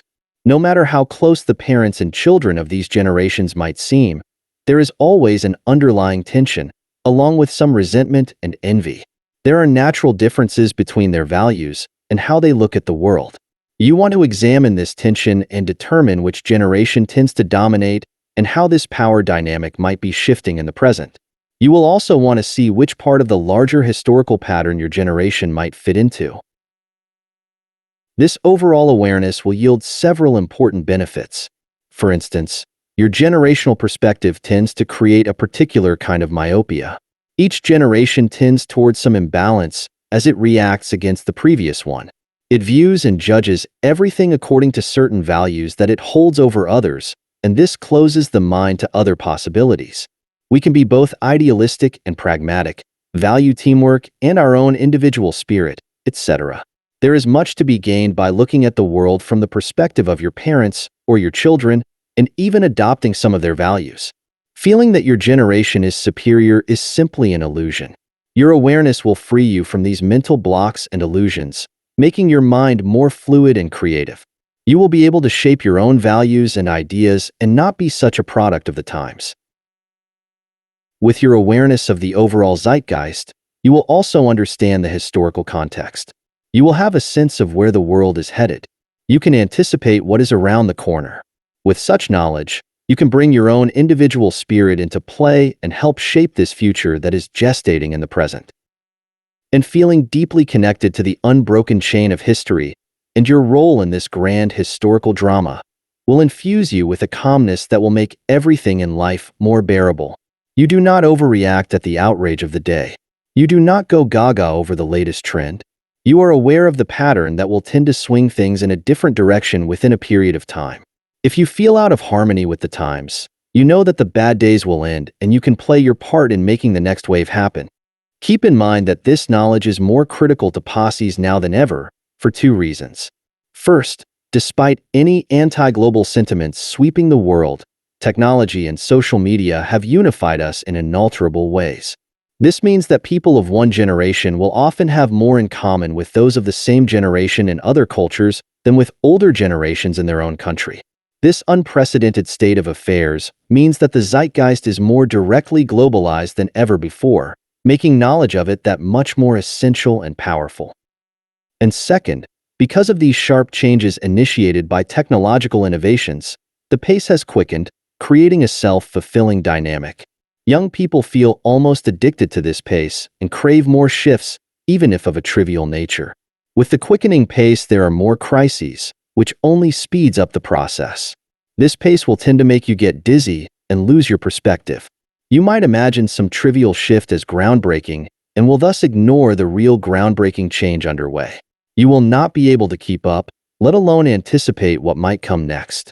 Only your generational awareness, your calm historical perspective, will allow you to master such times. Strategies for exploiting the spirit of the times. To make the most of the zeitgeist, you must begin with a simple premise. You are a product of the times as much as anyone. The generation you were born into has shaped your thoughts and values, whether you are aware of this or not. And so, if you feel from deep within some frustration with the way things are in the world or with the older generation, or if you sense there is something that is missing in the culture, you can be almost certain that other people of your generation are feeling the same way. And if you are the one to act on this feeling, your work will resonate with your generation and help shape the zeitgeist. With this in mind, you must put into practice some or all of the following strategies. Push against the past. You may feel a deep need to create something new and more relevant to your generation, but the past will almost always exercise a strong pull on you, in the form of the values of your parents that you internalized at a young age. Inevitably, you are a bit fearful and conflicted, and because of this, you might hesitate to go full throttle with whatever you do or express, and your defiance of the past ways of doing things will tend to be rather tepid. Instead, you must force yourself in the opposite direction. Use the past and its values or ideas as something to push against with great force, using any anger you might feel to help in this. Make your break with the past as sharp and clear as possible. Express what is taboo. Shatter the conventions that the older generation adheres to. All of this will excite and attract the attention of people of your generation, many of whom will want to follow your lead. It was by being so audacious and defiant of the older generation that the Earl of Essex epitomized the new, confident spirit of post-Armada England and became the darling of his generation. See Chapter 15 for more on this. Danton gained power by how far he went in defying the monarchy and fomenting for the Republic. In the 1920s, the African-American dancer Josephine Baker came to exemplify the new spirit of spontaneity among the lost generation by making her performances as unfettered and shocking as possible. By breaking so deeply with the past images of previous First Ladies in their usual demure manner, Jacqueline Kennedy became the icon for the new spirit of the early 1960s. In going further in this direction, you create a shock of the new and spark desires among others that are waiting to come out. Adapt the past to the present spirit. Once you identify the essence of the zeitgeist, it is often a wise strategy to find some analogous moment or period in history. The frustrations and rebellions of your generation were certainly felt to some degree by some previous generation and were expressed in dramatic fashion. The leaders of such past generations resonate through history and take on a kind of mythic hue the more time passes. By associating yourself with those figures or times, you can give added weight to whatever movement or innovation you are promoting.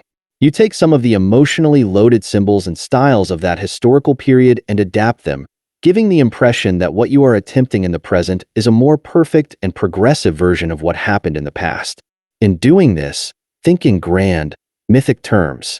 Danton associated himself with Cicero, whose speeches and actions in favor of the Roman Republic and against tyranny naturally resonated with many French people and gave Danton's mission the added weight of the ancient.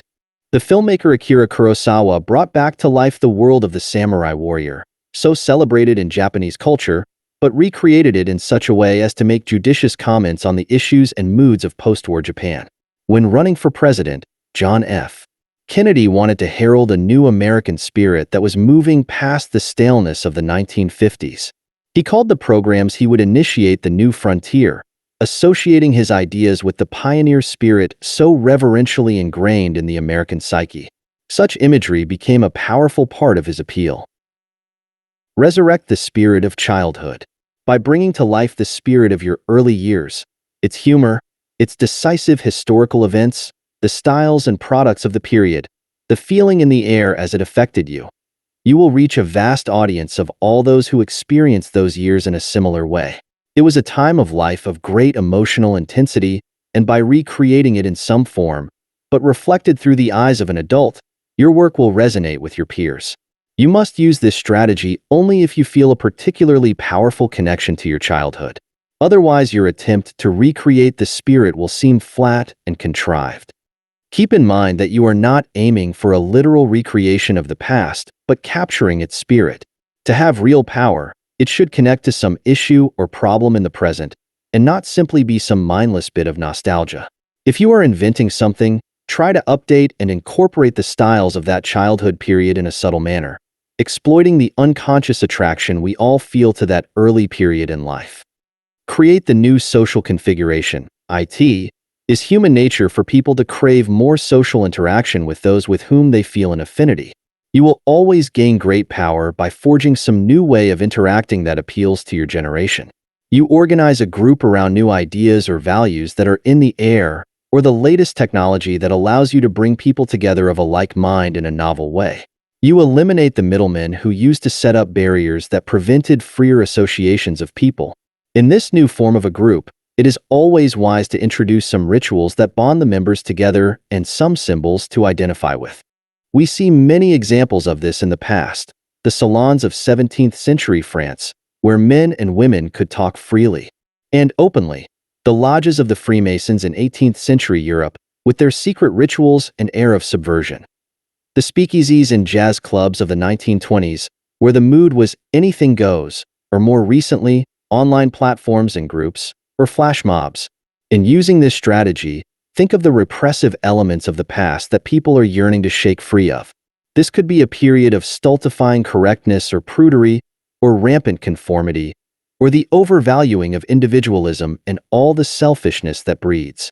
The group you establish will let flourish a new spirit and even offer the thrill of breaking past taboos on correctness. Subvert the spirit. You might find yourself at odds with some part of the spirit of your generation or the times you live in. Perhaps you identify with some tradition in the past that has been superseded, or your values differ in some way because of your own individual temperament. Whatever the reason, it is never wise to preach or moralize or condemn the spirit of the times. You will only marginalize yourself. If the spirit of the times is like a tide or a stream, better to find a way to gently redirect it instead of fighting its direction. You will have more power and effect by working within the zeitgeist and subverting it. For instance, you make something, a book, a film, any product, that has the look and feel of the times, even to an exaggerated degree. However, through the content of what you produce, you insert ideas and a spirit that is somewhat different, that points to the value of the past you prefer, or depicts another possible way of relating to events or interpreting them, helping to loosen up the tight generational framework through which people view their world. After World War II, the great European fashion designers felt a great deal of disdain for the American market that now dominated the world. They disliked the emerging popular culture and its vulgarity. The fashion designer Coco Chanel had always emphasized elegance in her designs, and certainly shared some of this antipathy. But she went in the opposite direction of other designers of the time. She embraced the new power of American women and catered to their desire for clothing that was less fussy and more athletic. Gaining their trust and using their language, Chanel now had great power to subtly alter American tastes, bringing in more of her true sensibility and imparting some elegance to the streamlined designs American women loved. In this way, she helped redirect the zeitgeist in fashion, anticipating the changes of the early 1960s. That is the power that comes from working with the spirit rather than against it. Keep adapting. It was in your youth that your generation forged its particular spirit, a period of emotional intensity that we often remember fondly.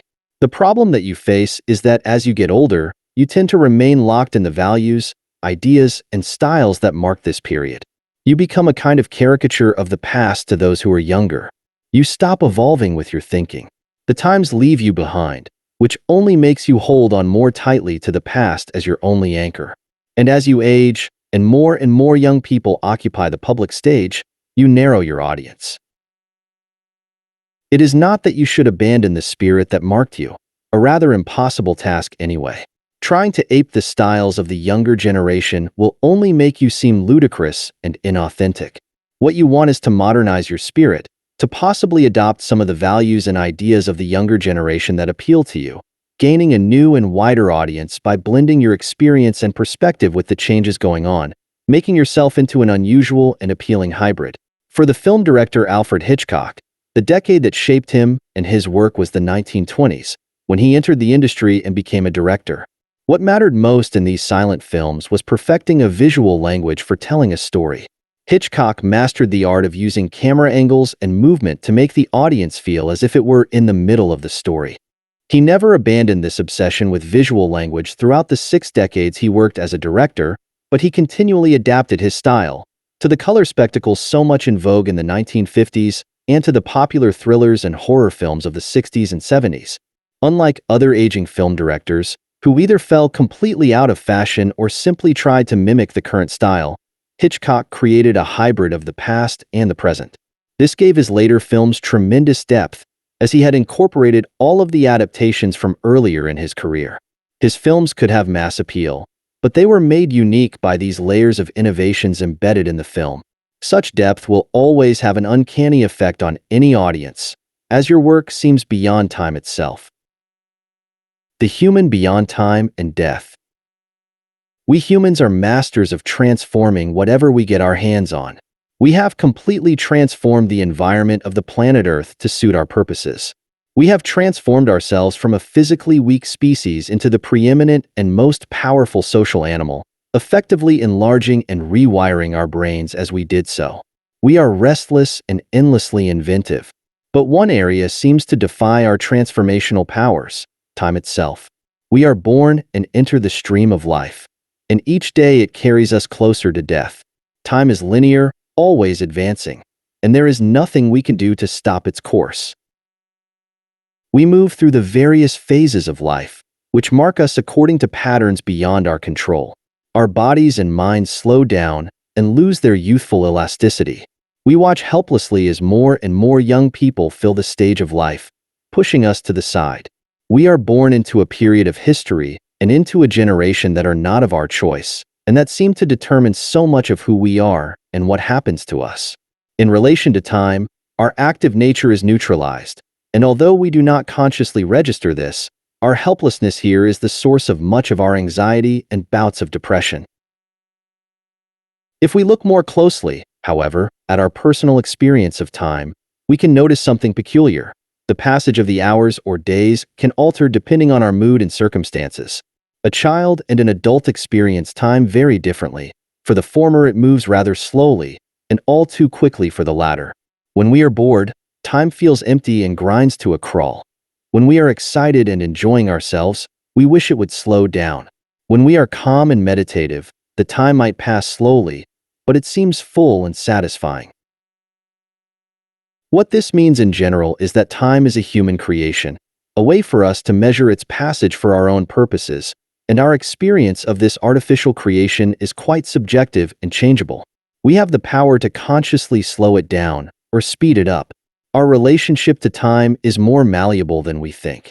Although we cannot stop the aging process or defy the ultimate reality of death, we can alter the experience of them, transforming what is painful and depressing into something much different. We can make time feel more cyclical than linear. We can even step outside the stream and experience forms of timelessness. We do not have to remain locked in the hold of our generation and its perspective. Although this might seem like wishful thinking, we can point to various historical figures, Leonardo da Vinci and Johann Wolfgang von Goethe, to name two, who consciously transcended their era and described their transformed experience of time. It is an ideal, one that our active nature allows for, and one well worth aiming to realize to some degree. Here's how we could apply this active approach to 4 elemental aspects of time. The phases of life. As we pass through the phases of life, youth, emerging adult, middle age, and old age, we notice certain common changes in us. In our youth, we experience life more intensely. We are more emotional and vulnerable. Most of us tend to be outwardly focused, concerned with what people might think of us and with how we fit in. We are more gregarious, but prone to foolish behavior and self-righteousness. As we get older, the intensity diminishes, our minds tend to tighten up around certain conventional ideas and beliefs. We slowly become less concerned with what people think of us, and thus more inwardly directed. What we sometimes gain in these later phases is some distance from life, some self-control, and perhaps the wisdom that comes from accumulating experiences.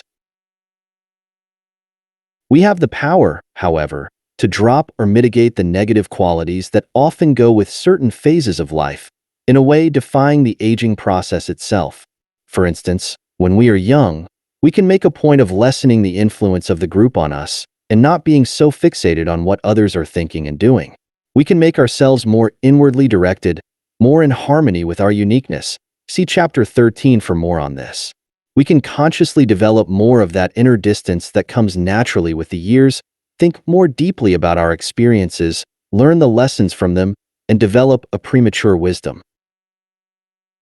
As we age, we can strive to retain the positive youthful qualities that often fade with the years.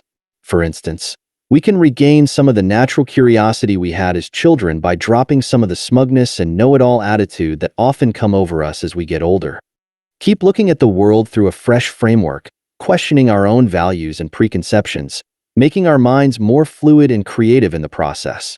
As part of this, we can learn a new skill or study a new field to return us to the joy we once had in learning something new. We can also meditate on some of the more intense experiences in our youth, putting ourselves back in those moments through our imagination, connecting more deeply to who we were. We can feel that youthful intensity return to some degree in our present experiences. Part of the reason we become less gregarious with the years is that we become judgmental and intolerant of people's quirks, all of which does not enhance our experience of life. We can alter that as well by coming to understand human nature more deeply and accepting people as they are. Aging has a psychological component and can be a self-fulfilling prophecy. We tell ourselves we are slowing down and cannot do or attempt as much as we did in past, and as we act on these thoughts, we intensify the aging process, which makes us depressed and prone to slow down even more. We can see icons in the past like Benjamin Franklin, who went in the opposite direction, continually challenging his mind and body as he aged, and who by all accounts retained the most delightfully childlike and jovial disposition well into his 70s and 80s. Present generations.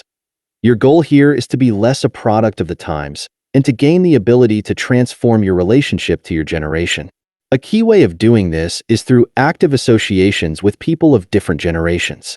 If you are younger, you try to interact more with those of older generations.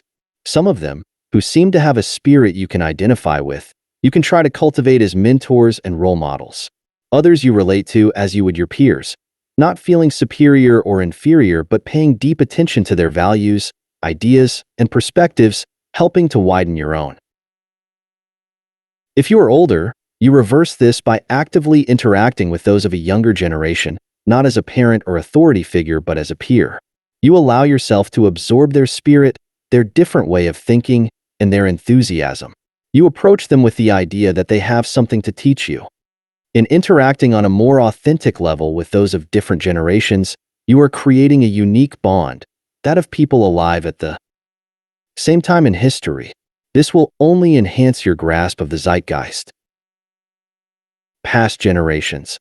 When we think about history, we tend to render the past into a kind of dead and spiritless caricature.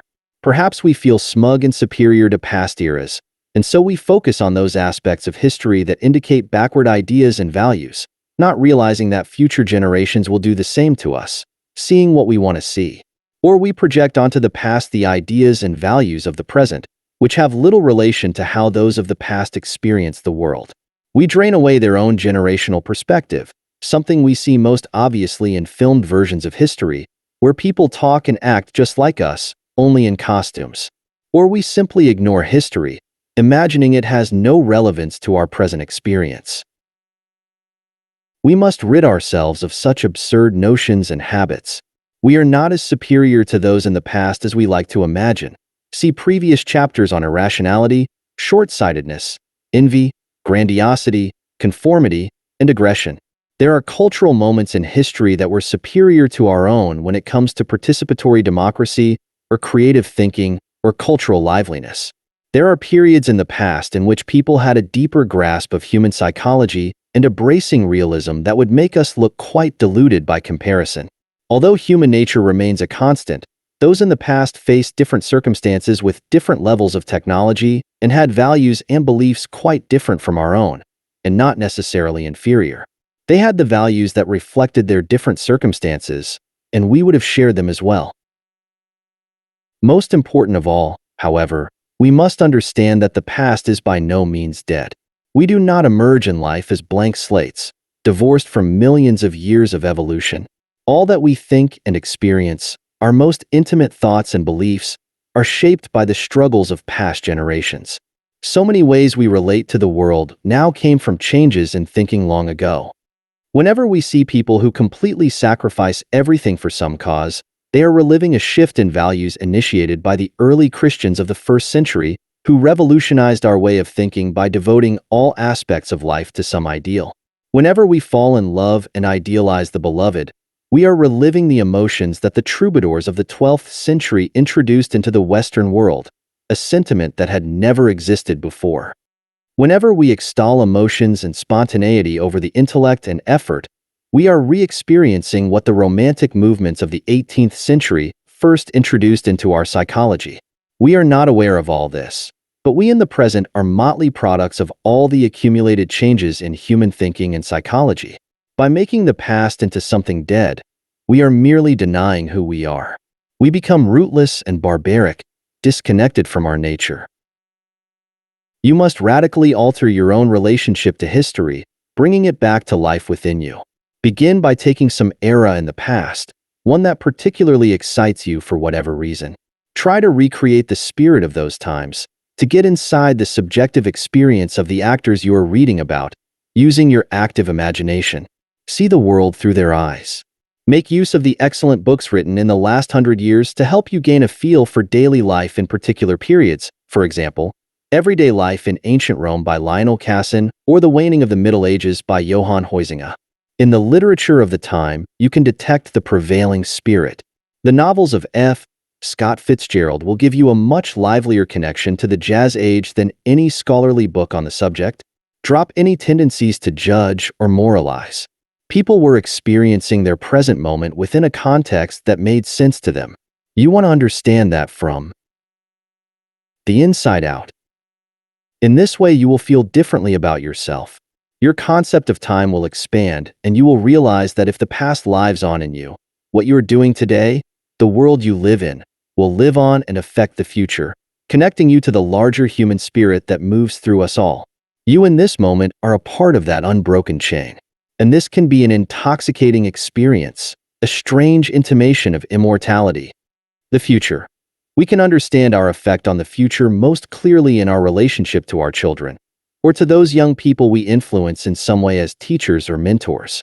This influence will last years after we are gone, but our work, what we create and contribute to society, can exert even greater power and can become part of a conscious strategy to communicate with those of the future and influence them.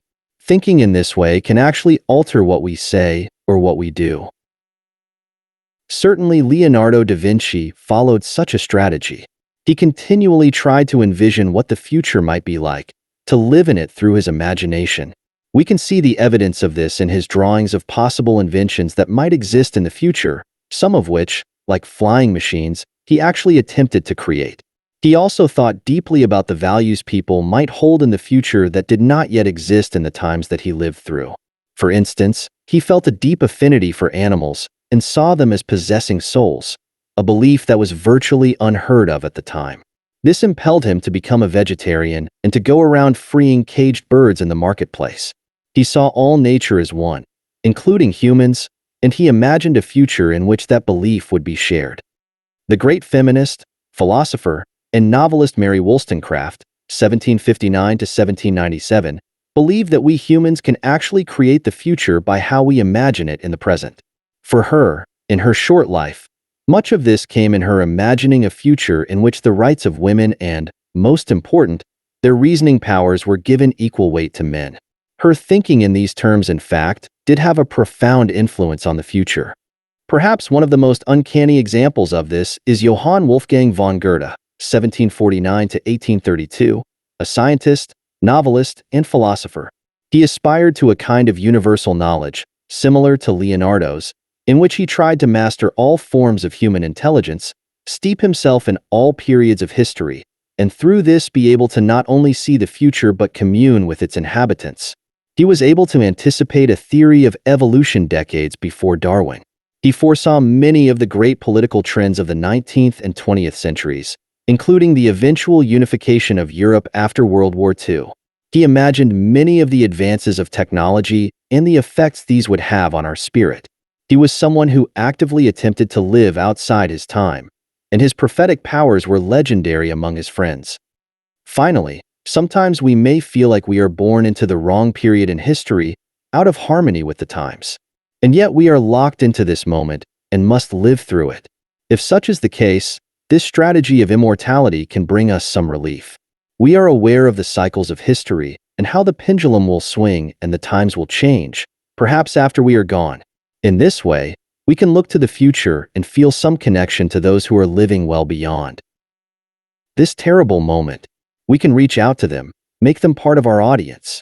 Someday they will read about us or read our words, and the connection will go in both directions, indicating this supreme human ability to surmount one's time and the finality of death itself. A man's shortcomings are taken from his epoch. His virtues and greatness belong to himself. Johann Wolfgang von Goethe.